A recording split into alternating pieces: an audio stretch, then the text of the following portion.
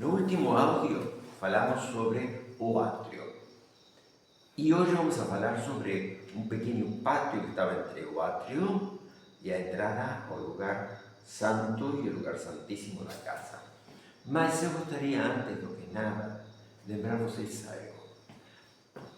Se o Senhor dedicou dezenas de capítulos, son más de 100 capítulos, al templo, al ceremonial del templo, a la estructura del templo, a la construcción del templo, es porque todo eso tiene un significado especial, que sin la comprensión de ese significado especial probablemente vamos a encontrar medio sin sentido este estudio que estamos haciendo. Preste atención, cuando entramos ao templo, a primeira coisa que encontramos é o altar. O altar onde se sacrificavam os animais que pagavam o pecado dos seres humanos. Esse altar é a cruz, esse altar é Cristo que foi sacrificado. E o que nós pretendemos quando entramos ao lugar santo, quando entramos al templo, es llegar hasta el lugar santísimo, donde está el Señor, donde está el Dios creador de los cielos y de la tierra. Entramos pelo átrio, pasamos por este patio que vamos a describir hoy, vamos al lugar santo, del lugar santo pasamos al lugar santísimo. En el lugar santísimo está el Señor, aquí en la entrada está la cruz. Esto es un camino, es el único camino que nós temos para llegar a Dios. Deus quiso deixar bem claro com a construção desse templo, que já vimos que era o mesmo que o tabernáculo de Moisés, que o templo que se construyó depois de Babilônia, que o templo de Herodes, que o mesmo templo no qual o anticristo se sentará pretendiendo ser el verdadeiro Mesías.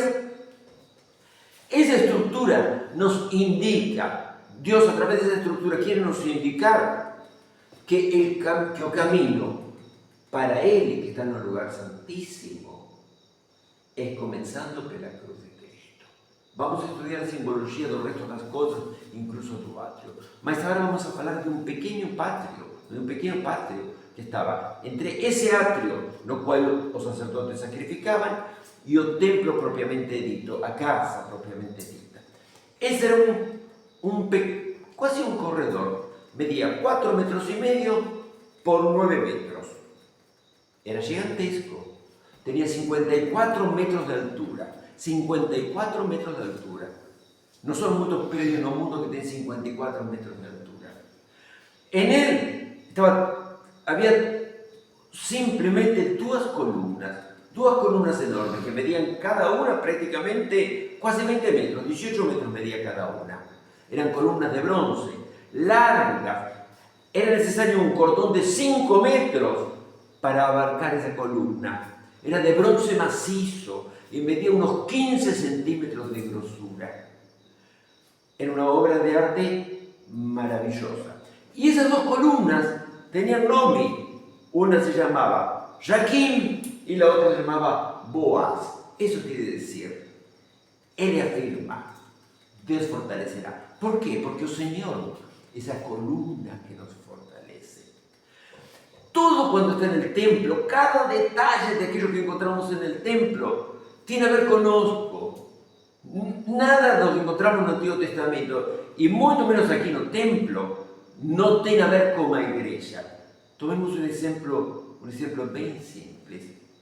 Para construir ese templo, eran cortadas las canteras, pedras enormes, pedras que medían 8 metros, pedras que medían 10 metros, pedras cuadradas, pedras cúbicas, y cada pedra era lapidada, lana cantera, con una medida exacta, para entrar en un lugar exacto de construcción del templo.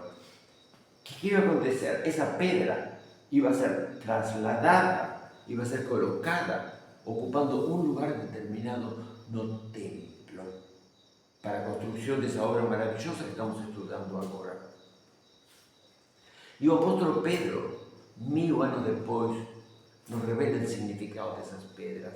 Él dice que você y que yo somos pedras vivas, lapidadas.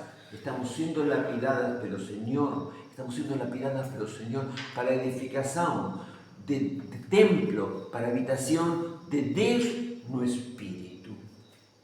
Então vejam só, vamos a continuar no próximo áudio, mas esse pequeno pátio de 4,5 metros por 9 metros e 54 metros de altura com aquelas duas colunas estava completamente forrado por ouro puríssimo. Agora, no próximo átrio vamos a começar a falar sobre o lugar santo.